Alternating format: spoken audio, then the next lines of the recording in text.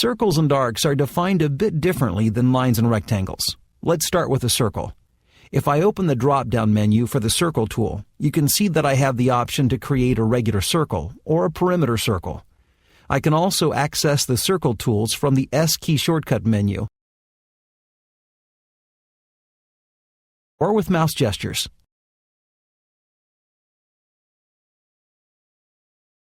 With the regular Circle tool activated, I'll click to locate the center, move the cursor, then click again to define the radius of the circle. The click-drag method works as well. Click to define the center, hold down the mouse button, and release it to define the radius. Next, I will switch to the perimeter circle. As you can see from the icon, I need 3 clicks each representing a placement of the outside of the circle. Creating arcs is slightly different. If you notice in the Arc Tool drop-down menu, there are 3 ways to define an arc in SolidWorks: a center point arc, tangent arc, or 3-point arc. If I right-click in the graphics area, you can see that I can also choose Sketch Tools from the pop-up menu. I can also press S on my keyboard to bring up my shortcut bar, which contains most of my sketch tools. Let's start with the center point arc. I'll activate it by selecting it from the right-click menu. I use the right-click menu quite a bit because it's fast, but also because it's much easier to pick the type of arc you need than trying to remember which of the icons is which on the toolbar. Now that the center point arc is active, I'll click to define the center, and then move the cursor to see a preview of the arc. Notice that there's a line from the center to the cursor. This line is the radius of the arc, but it will also be the beginning of the arc. If I click here, the arc will begin here. Now as I move the cursor, notice the arc is being drawn from the point where I clicked. Once the arc appears the way I want, I'll click once more to finish it.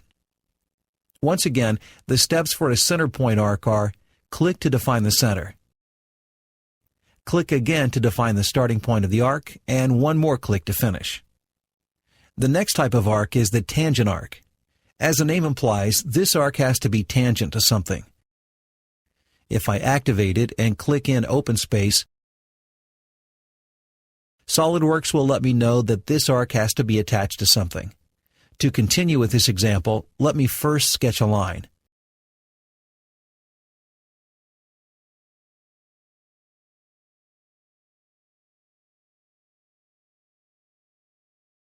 Now we can use the line as the starting point of the tangent arc.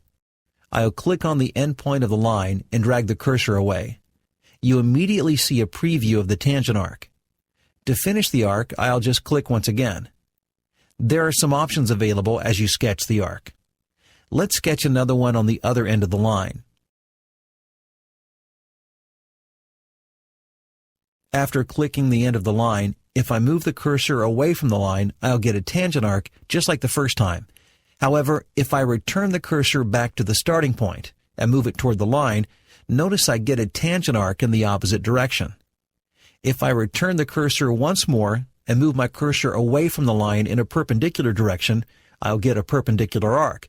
So even though the arc is called a tangent arc, there are several different results you can get, including a perpendicular arc. The last type of arc is the 3-point arc. Once the 3-point arc sketch tool is active, you click to begin the arc, and click again to end the arc. So far, the beginning and end of the arc have been established, but the arc itself is yet to be defined. By simply moving the cursor from one side to the other, I can define the position and size of the arc. When the preview looks okay, you click once more to finish. So the 3-point arc is defined by clicking 3 times.